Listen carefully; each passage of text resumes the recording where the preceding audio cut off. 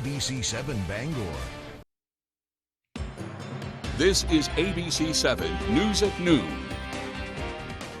Hello, everyone. I'm Craig Colson. Coming up on ABC 7 News at Noon, reactions from Great Cranberry Island, where an important general store was lost to fire. Plus, it looks like a group of refugees will settle in Bangor as they begin their lives in the U.S. And it's a big milestone for a local group that makes sure cancer patients get the nutrition they need. Good afternoon, everyone. I'm Craig Colson sitting in for Susan Farley today. We'll have those stories and more coming up. But first, we're going to check on the forecast. Let's check out the conditions actually outside right now. It's been snowing on and off for a while now. This is what it looks like from up in Greenville at the Dockside Inn and Tavern there. It was snowing, lightly snowing just a little while ago. It looks like it's kind of let up right now. Just a few minutes ago, there was a man out there checking his ice fishing traps. It's kind of a nice scene. So far, kind of tranquil right there. Depends on where you are at this hour. There is a little light snow falling, but it's not expected to be a big deal, although you may want to take it slow out there if you do run into any of that snow. For more on what we can expect today, let's turn things over to Devin. Already happy Wednesday afternoon. Your first weather forecast brought to you by Luigi and Fredericks, across from Eastern Maine Medical Center, serving the greater Bangor area for over 65 years. Here we go. So we had that aerial flood advisory. It's actually been extended now. It's supposed to be expiring about now, so we'll see if it gets extended again. But it's just that small area there. This is because of an ice jam that's developed just to the south and west of Lincoln. So they'll need to keep an eye on that as it does take place. So again, they've extended it at least till about noon, so it should be expiring about now. We'll see if they do extend it again later on. But otherwise, we do have snow moving in from the west going toward the east. Not going to be a big dumper, but might make things a little tricky with visibility and maybe some slippery roads in a few spots as we're watching this tracking off towards the east with this big system here that's tracking off towards the west as well and seeing some precipitation in our direction in general. Well, the winds out of the southwest in general about 5 to 10 miles per hour, some gusts up to 15 miles per hour. Not a huge surprise, but after today, things will start to back off as you can see here. So not going to be too ridiculous moving forward.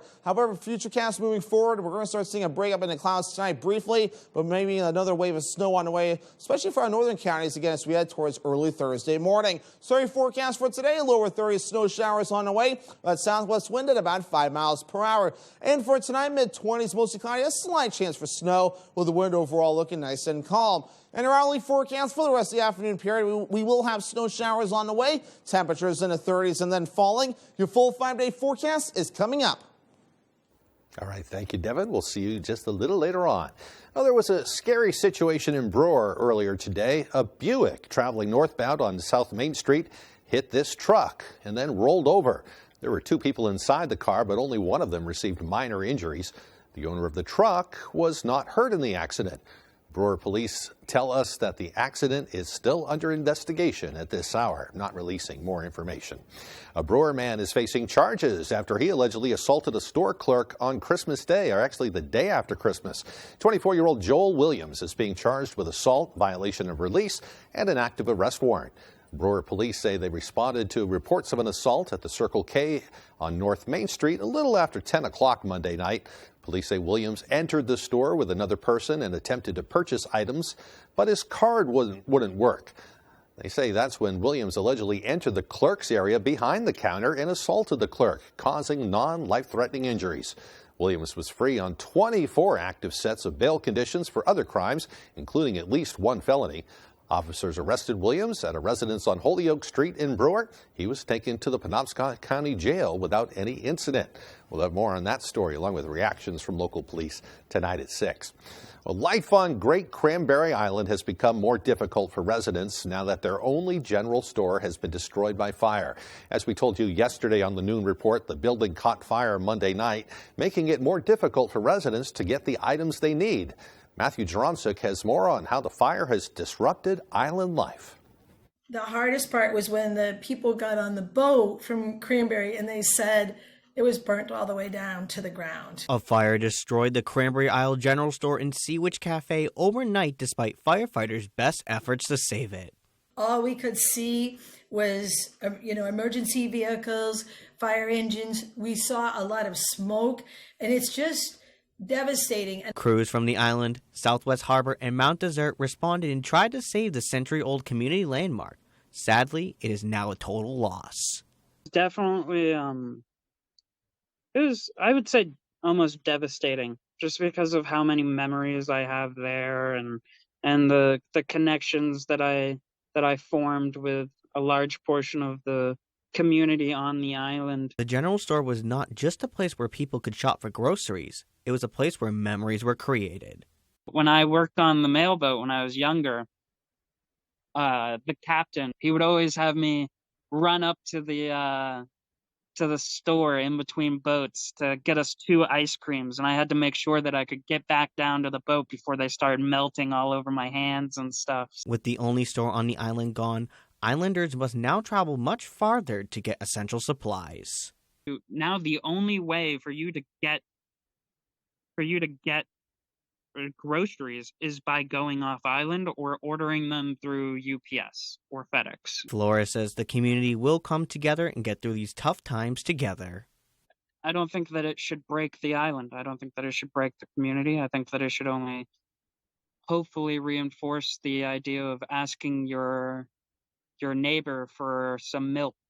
I think that with how strong the community is, I think that they will recover. Matthew Juronsik, ABC7 and Fox 22. And still no word on what started that fire.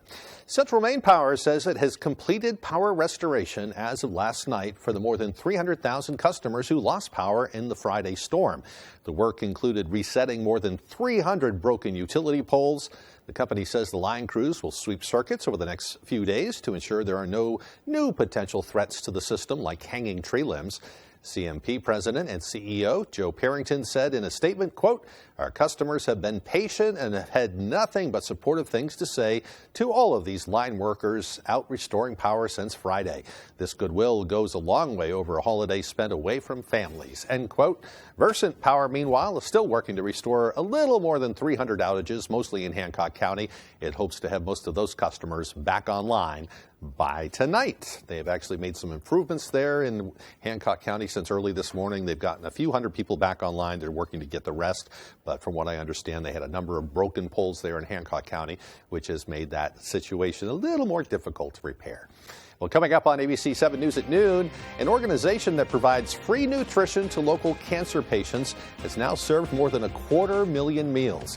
And the nation's highest court decides to keep Title 42 rules in place along the southern border. We'll have those stories and more as ABC 7 News at noon continues. Living in Maine means long, cold winters and hot, humid summers. Whatever the weather, Bangor Heat Pumps is your solution. Open 24/7, Bangor Heat Pumps takes care of you at home or at work. We operate statewide and service all brands and models. Understanding moving can be stressful. We will help move any units you may have. We offer a veterans discount in our home with a Capeless Hero discount. Visit us online at BangorHeatPumpsLLC.com or call or text us at 307-7746. Bangor Heat Pumps. When Natural Living Center wants to know the local forecast, they log on to foxbangor.com. Natural Living Center offers natural groceries, organic produce, the largest selection of supplements in the area, gluten-free products, and more for your health. When the Granite Shop wants to know the weather on MDI, they log on to foxbangor.com. At the Granite Shop in Sedgwick and in Trenton, we have more inventory than all other shops in the state combined. Fastest turnaround, too. For the best selection in classic and contemporary furnishings, stop by Richard Parks Furniture on High Street in Ellsworth. Handcrafted New England-made bedrooms and dining rooms, imported Scandinavian recliners and upholstery, more than 40 lines of furniture for the home and patio.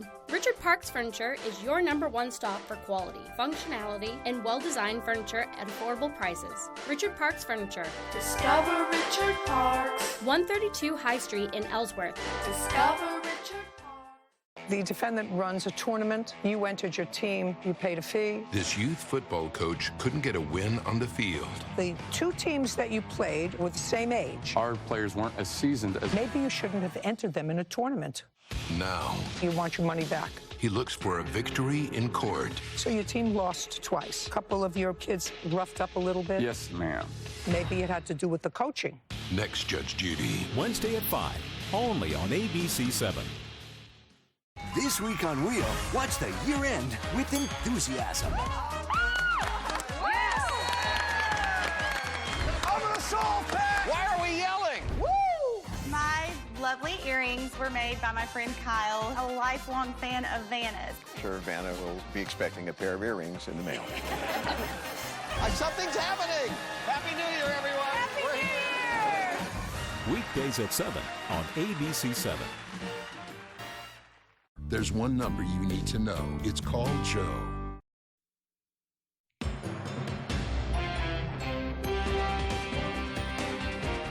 Welcome back, everyone. After a lengthy application process, Bangor will soon welcome international refugees hoping for a fresh start.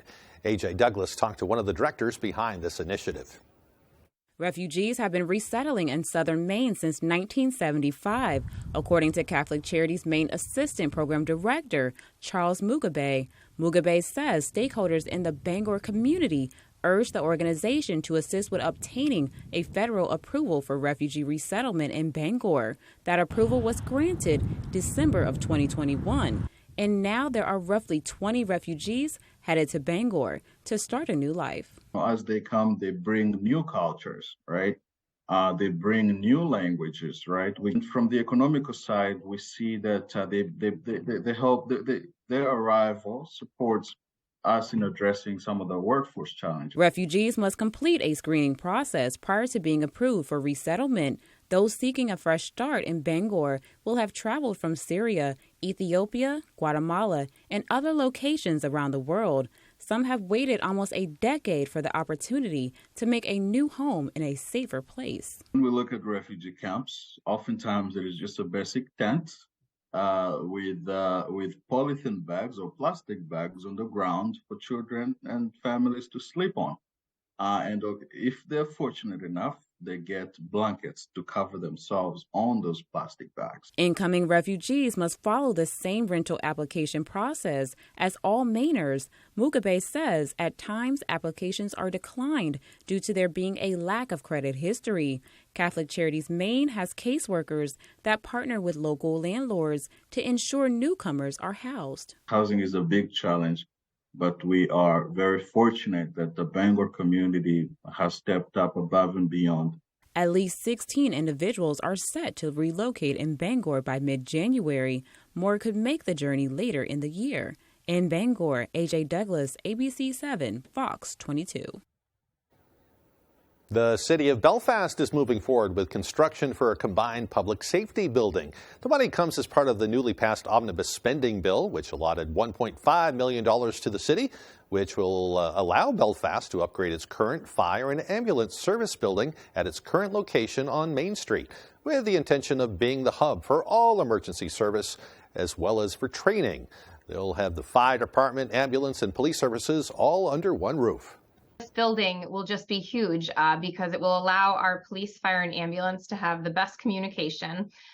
We'd like to serve as a place where folks can come from all across the state to do training in these fields. Here in Belfast, we've just really put a lot of emphasis on building the best emergency response team in the state, and that's what we're doing. Well, there's currently no timeline for when that project will be completed. There will be a city council meeting on January 3rd to seek authorization for hiring an engineering firm for preliminary cost estimates. A local cancer support group has reached a new milestone with their medically tailored meals. Devin Dagnall met with some of those who helped make it all happen. For 8 years, the Christine B. Foundation has been supporting Mainers as they battle cancer. Since March of 2020, the organization has been offering medically tailored meals for cancer patients. According to the CBF's most recent estimates, they have provided the equivalent of 275,000 meals, many of which were delivered right to the patient's doors. According to Matt Dexter, the executive director of the Christine B. Foundation, this is a pivotal milestone for the organization. One of the biggest things that they said they needed was food and proper food. So before the pandemic started in early 2020, we started this effort to not only give them any sort of food, but listen to them on how we can tailor it to their needs. According to Dexter, different types of cancers require different types of dietary needs in order to be effectively combated. Each haul of groceries provided by the CBF is custom made to suit each patient's dietary needs and preferences. Every time that we have somebody that's been referred to us, we will do a pretty thorough nutritional analysis, I guess, in speaking with them. We will go through. We will ask about the type of cancer, how long they've been in treatment, where they are in their process. What's most impressive about the CBF is the cost of the services like its medically tailored meals. They are all free for cancer patients. The Christine B. Foundation ensures that every single service we provide, whether it's the cancer conferences we make available, this nutrition assistance, and the ongoing nutrition education service, is all free to the public. Anyone with a cancer diagnosis can really access it with low barrier. If you'd like to volunteer or access any of the CBF's services, check out their website at chrisbfund.org. In Bangor, I'm Devin Dagnall for ABC7 and Fox 22. And coming up on your noon report, we'll have the latest on concerns over our nation's southern border, and we'll also continue our look back at the top stories of 2022. ABC 7 News at Noon continues right after this. Having a floor that fits your lifestyle is something we take for granted. It's not just about picking the right style and color, it's about so much more. Whether you live near the water, in the city, in the woods, have pets, or even kids. Here at Don DeKel Maine Wood Floors, we will help you choose a floor that you'll not only love, but a floor that will last. With quality name brands like Maine Traditions, Hallmark, Fusion, and so much more. Buy from the best, forget the rest with Don DeKel Maine Wood Floors. Even though Dorsey Furniture is known for our vast collections of quality home furnishings, sometimes we like to venture into the forgotten passageways and dark corners of our enormous warehouse to mine the odd nightstand, forgotten sofa, orphaned love seat, or the elusive discontinued mattress. Meanwhile, our sales manager, and not the bean counters, smash the original retail prices into tiny fractions of themselves. Dorsey Furniture, black tag sale going on now. Hey, it's Eric from Green Bear 420. We've been in business since 2010 and going strong, so stop in and check us out. We specialize in glass art by over 100 local artists and even have live glass blowing. Plus, we carry incense, novelties, t-shirts, and hard-to-find items. We have tons of local products for the tie-dye wearing person in your circle of friends. Come see us at 531 Moosehead Trail in Newport. And remember, Green Bear 420, it's not just a store, it's a lifestyle. Jamar Construction Products in Bangor continues to grow to meet our customers' needs, supplying products for site work contractors, concrete contractors, and survey and safety supplies. We are proud to be the local dealer for Hilti, Valley Blades, U.S. Fabrics, and Euclid Chemical, plus so much more. Stop by and see us at 1270 Hammond Street or give us a call at 907-4491. If you dig it, pour it, plow it, fasten it, lay it, or lift it, Jamar Construction Products can help you. On Jeopardy! It's been quite a year for us here at the show. The thrilling debut of our Second Chance competition, moving right into a mind-blowing Tournament of Champions. Amy Schneider is now our Tournament of Champions winner.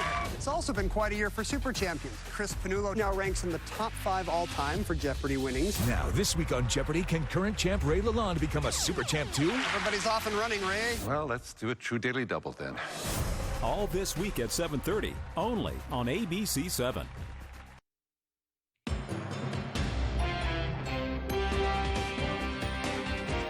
Now to the battle over migrants at the nation's southern border. An important part of it is heading to the Supreme Court. That part is what's called Title 42, the Trump-era policy that's cleared the way for expelling at least 2.5 million asylum seekers from the U.S. The court says it should remain law, at least for now. Here's ABC's Morgan Norwood. This morning, President Biden's first reaction to the Supreme Court decision that keeps Title 42 in place until the court reconvenes next year to decide the policy's long-term future. In the meantime, we have to enforce it, but I think it's overdue. The pandemic-era policy allows border officials to expel asylum seekers on public health grounds. The policy was set to expire last week, but Republican-led states appealed to uphold it, worried that without Title 42, a flood of migrants will overwhelm the border. Homeland Security warning that 18,000 migrants could cross the border every day. In El Paso, migrants are sleeping on the streets, and during the cold, some sleeping under wet blankets. If they continue to get in without being undetected, we're going to continue to have this population grow within our community. And so that is concerning. The city recently declared an emergency. Large tents are now being built to handle the influx. These satellite images taken just 5 days apart last week show the rapid construction of one housing facility designed to hold 1,000 migrants. The Biden administration saying it's also added thousands of personnel at the border.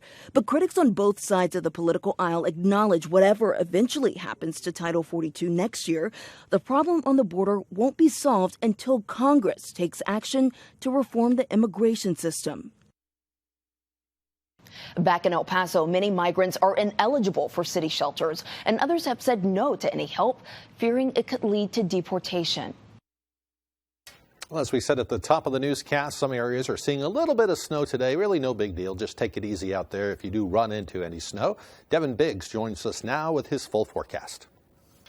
All righty, happy Wednesday afternoon. Your full weather forecast brought to you by Scott's Recreation, New England's largest trailer dealer, home of Maine's lowest camper and tractor prices, with locations in Turner, Manchester, Herman, and Orono, Maine. So here we go. We did see this aerial flood advisory extended till about the noon time frame. So about now we're seeing if it might expire, as we have an ice jam that's really developed to the southwest of Lincoln. That's why this has been issued. We'll see if it gets extended yet again. But otherwise, though, hopefully things will start to improve there very shortly, if not now. But otherwise, here we go. So we are watching snow moving in from the west going toward the east. So a little bit of accumulating snow can't be ruled out. Whatever accumulates will not last long, with warmer temperatures that will be on the way, as we have this warm front right about in here that's really arcing over us right now. So with warmer temperatures that are moving in, that's going to be melting some snow. We might get close to 50s within the next few days, so that will really feel like a heat wave around here. But futurecast moving forward, we are seeing that snow that is developing. We'll keep that going for most of today with a break tonight,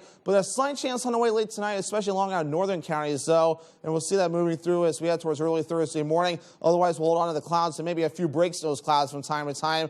But overall, the clouds in general went out in our neck of the woods, although maybe some clearing further off towards the south and west, at least for a time being. But again, we're going to see those clouds build back in as we head towards Friday. So how much snow? This is on top of what's already fallen. In general, about another half inch or less before we're all finished up, maybe a little bit more further off towards the south and east, and obviously more on the way further off towards the north with that next wave that heads in our direction Thursday night into parts of Friday, especially further out towards the north. So maybe a few inches on the way up in that region before we're all finished up there. Wave heights are not too bad for us right now, around 1 to 3 feet according to some of the buoys out there. So overall, not too bad as we continue to move forward. No alerts in effect along the coastline at this time. Our average high is 31 degrees, low 30s today, upper 30s Thursday. Look at those 40s Friday, Saturday, maybe 50s Sunday, but we're stopping at 49 degrees for the time being. Falling back into the 30s Monday, back in the 40s as we head towards Tuesday. So for today, not too bad. Lower 30s with snow showers on the way. In general, an additional half inch or less. Let southwest wind at about 5 miles per hour.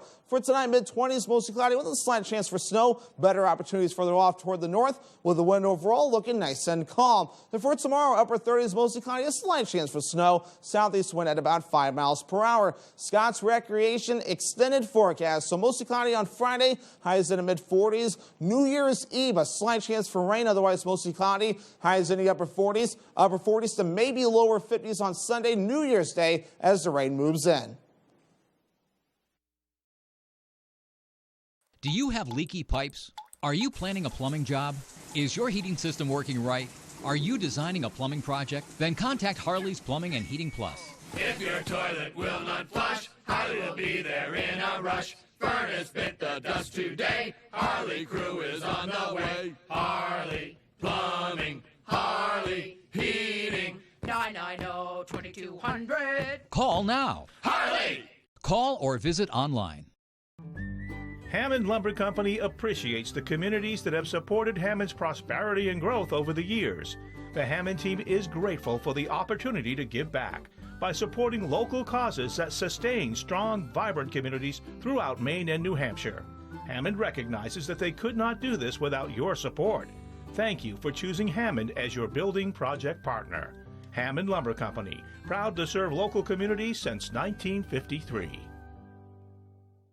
Hey, it's Eric from Green Bear 420. We've been in business since 2010 and going strong, so stop in and check us out.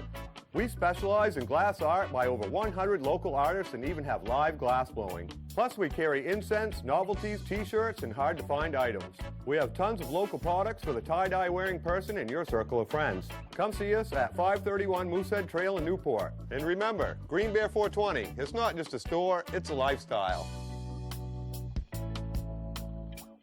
Everybody down! Big robbery! Starting January 3rd, the Rookie moves to Tuesdays, and they're teaming up with the feds for an action-packed crossover event. What happened? A heist crew got away with a list of our undercover agents currently in the field. This suspect should be considered extremely dangerous. Into chaos we all go.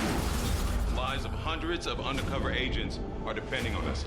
The Rookie crossover event starts Tuesday, January 3rd at 8, 7 Central on ABC.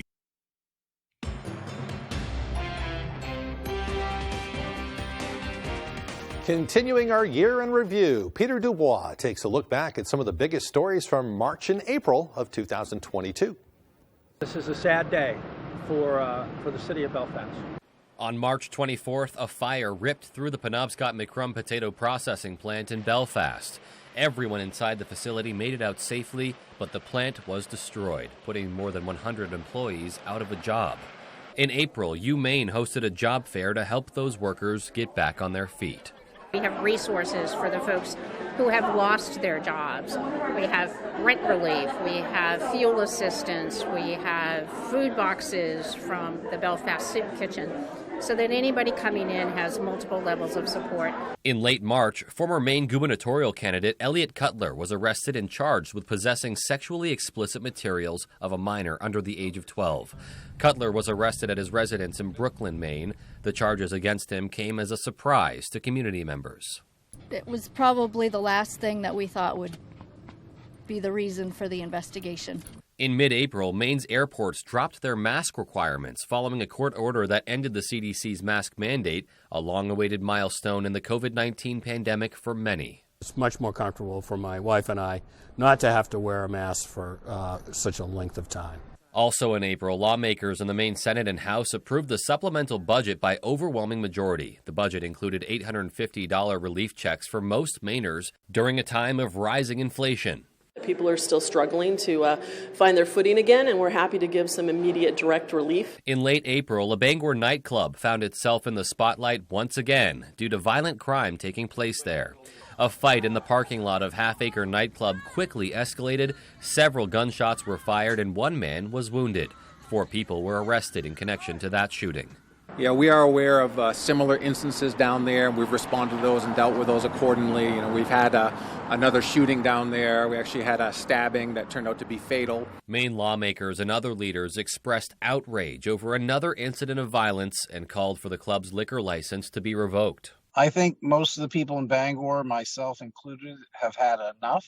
Revoking their liquor license is the most effective way to either shut these businesses down or the most effective way to force them to control the situation. Because without a liquor license, they're not going to be making money. After facing pressure from the City Council's Government Operations Committee to come up with ways to make the club safer, the owner of Half Acre announced he would be closing the nightclub. He described it as a personal decision. Reporting for ABC7 and Fox 22, I'm Peter Dubois.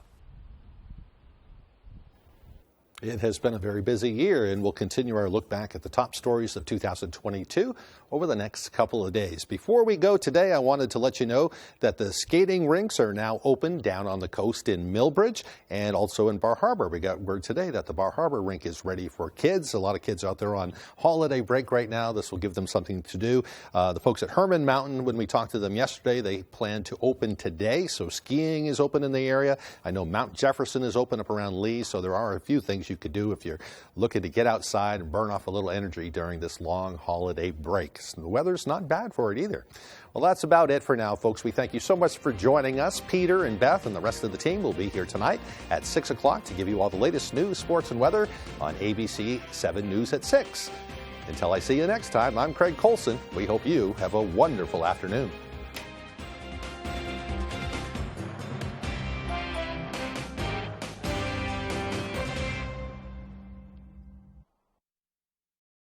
New Year's Eve magic is in the air from the happiest place on earth to Times Square. Join me and my co-hosts Billy Porter, Sierra, D-Nice, Jesse James Decker, Liza Koshy, and Rosalind Sanchez as we ring in the new year live from New York. With performances by Dove Cameron, Duran Duran, Faruko, Halle Bailey, J-Ho, New Edition, Wiz Khalifa, and so many more. It's time to celebrate 2023. Dick Clark's New Year's Rockin' Eve with Ryan Seacrest live on ABC. You're watching ABC 7.